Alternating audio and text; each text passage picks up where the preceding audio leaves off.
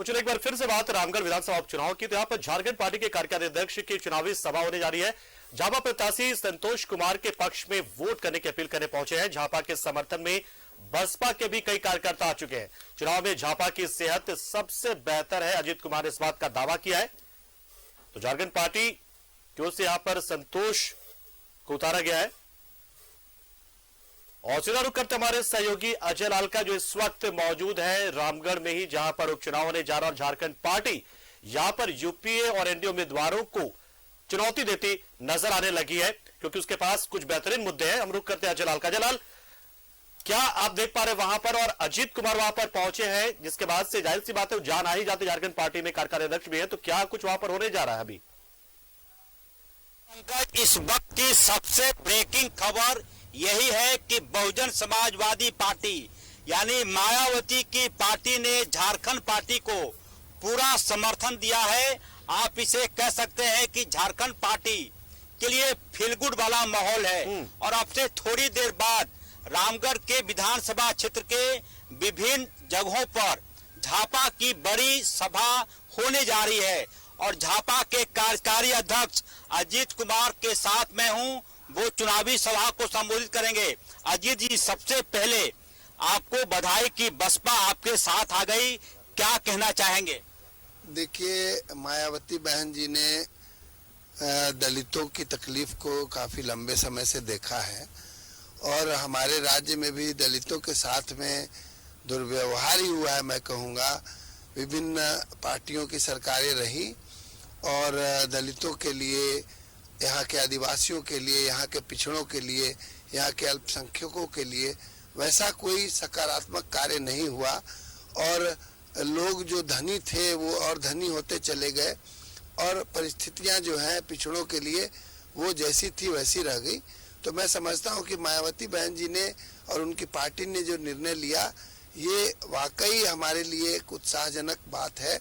और हम लोग इस बात से काफ़ी आशान्वित हैं कि रामगढ़ की जनता जो है वो हमें एक विकल्प के तौर पे देख रही है, और हमें अपना अपार समर्थन देने के लिए तैयार है। ये अपने आप में कहा जाता है कि चुनाव के मौके पर कई प्रकार के वादे होते हैं। झापा जो वादा कर रहा है, जो बातें बोली हैं, क्या हकीकत से जुड़ा है या हवा हवाई है? देखिए, अभी तक यहाँ की जनता ने जो देखा है वो वास्तव में हवा हवाई ही रहा है। चाहे भाजपा की सरकार हो या झामुमो की सरकार हो, सभी सरकारों ने बड़े बड़े घोषणाएं इन लोग जो भी करते रहे हैं, उन घोषणाओं पे कोई अमल नहीं हुआ, कोई काम नहीं हुआ। हमारी पार्टी और हमारी पार्टी के कार्यकर्ता जो हैं, ये लोगों के सामने कोई झूठ का पुलिंदा लेकर के नहीं आए हैं, और एक सच्ची राजनीति हम लोग इस राज्य को देने जा रहे हैं। मैं उस सभा स्थल पर पहुंच गया हूं जहां पर अजीत कुमार का स्वागत होना है। सीधे मैं थोड़ा सा, हो सकता है आपको विजुअल हिलता हुआ मिले, थोड़ा सा सैक करे, लेकिन जो कार्यक्रम हो रहा है वहां पर मैं पहुंच चुका हूं, और पूरी तरह से मैं दिखाने की कोशिश कर रहा हूं अपने सहयोगी के माध्यम से कि इस वक्त जहां पर चुनावी सभा होनी है, लगातार प्रत्याशी पहुंच चुके हैं, तमाम लोग पहुंच चुके हैं, और झापा के अध्यक्ष भी यहां पर आए हुए हैं।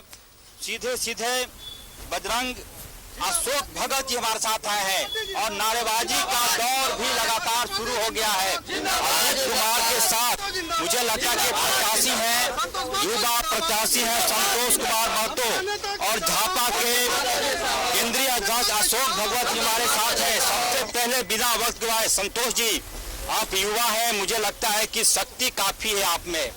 विधानसभा पहुंचेंगे, रामगढ़ का बेटा बन जाएंगे या फिर रांची का? आपको बता देना चाहता हूं कि मैं रामगढ़ का बेटा था, हूं और हमेशा रहूंगा।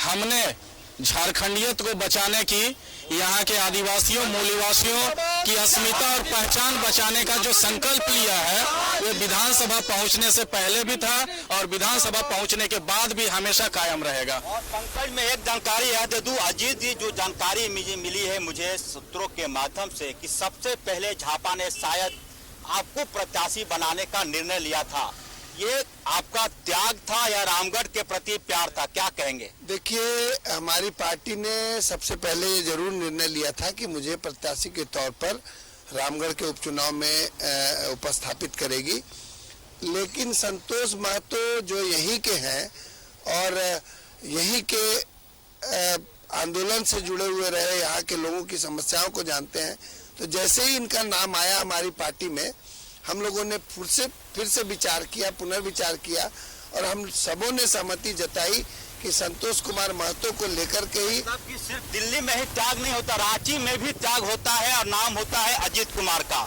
संतोष जी, इस त्याग को आप किस रूप में देख रहे हैं? देखिए, पार्टी के बड़े पदाधिकारी के तौर पे, मेरे आदर्श के तौर पे और मेरे मार्गदर्शक के रूप में जिस प्रकार से पार्टी के महासचिव, प्रधान महासचिव अशोक भगत भैया ने जो मुझे मौका दिया है जिम्मेदारी निभाने का, कार्यकारी अध्यक्ष महोदय ने जो मुझे मौका दिया अपनी काबिलियत साबित करने का, रामगढ़ के लोगों का प्यार है और पार्टी के शीर्ष नेतृत्व का मुझ पे भरोसा है। ये दोहरी जिम्मेदारी इस बार रामगढ़ उपचुनाव में मैं निभाऊंगा। हमारे साथ हैं अशोक जी, क्या कुछ रामगढ़ की जनता से बोल रहे हैं, सपना दिखा रहे हैं या हकीकत बोल रहे हैं? देखिए, झारखंड पार्टी यहाँ की मिट्टी की पार्टी है, सारे लोग जानते हैं, हम बुनियादी संगठन हैं इस राज्य का, तो निश्चित तौर पर जल जंगल जमीन की लड़ाई हो या फिर हमारे युवाओं के रोजगार की लड़ाई हो, झारखंड के लोगों के सम्मान की लड़ाई हो, झारखंड के युवाओं के सारे जितने आप देख रहे हैं सारे यूथ हैं, युवाओं के सम्मान की लड़ाई हो, ये लड़ाई झारखंड पार्टी लड़ती है। तो निश्चित तौर पर यहाँ के लोग झारखंड पार्टी के साथ जुड़े हुए हैं। परिवारवाद से करो इनकार, एक बार संतोष कुमार, ये हमारा सोच है। करो इनकार, एक बार संतोष कुमार, इशारा समझ रहे होंगे पंकज, और मैं देख पा रहा हूं कि कहीं कोई ऐसा वादा नहीं हो रहा है जिसे पूरा नहीं किया जा सकता।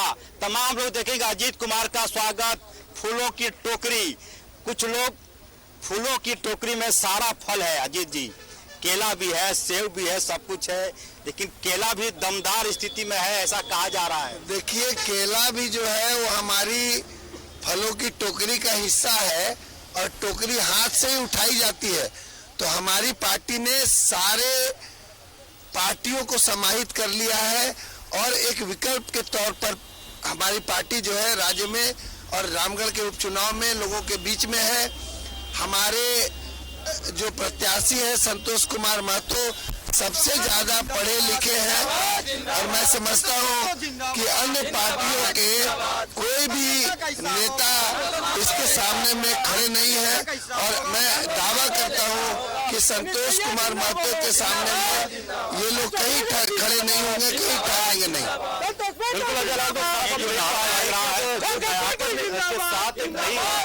नई बातों के साथ, नए वादों के साथ में पहुंचे हैं और ये जनता को कितना बेहतर लगता है। फिर जनता उन्हीं पुराने और परंपरागत जो पार्टियां उनकी ओर जाती है, फिर इस नएपन को ग्रहण करना चाहती है। ये तो विधानसभा चुनाव के दौरान ही पता चलेगा जब चुनाव हो रहे होंगे, मतदान हो रहे होंगे। बहुत बहुत शुक्रिया हमारे साथ जुड़े अजय लाल, और आपने जानकारी दी कि किस तरीके से एक मजबूत प्रतिद्वंदी के तौर पर यहां पर झारखंड पार्टी के उम्मीदवार भी अब इस दौर में शामिल हो चुके हैं।